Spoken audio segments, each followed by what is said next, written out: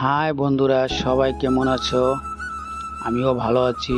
আমি আছি মালদ্বীপের একটি আইল্যান্ডে, মানে একটি গ্রাম। আর এখানে মালদ্বীপের প্রত্যেকটি আইল্যান্ডই বেশি বড় না, ছয় ছোট্ট। এটাও বেশি বড় না।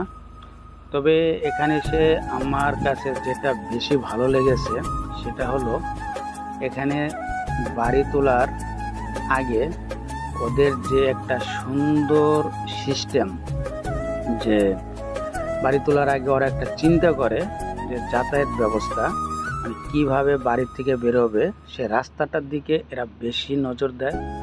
দেখুন, একটা রাস্তা, এটা একটু গ্রাম, এখানে কোনো বাস চলে না, কোনো লোকজনেরও এত হইকুল্লা নেই।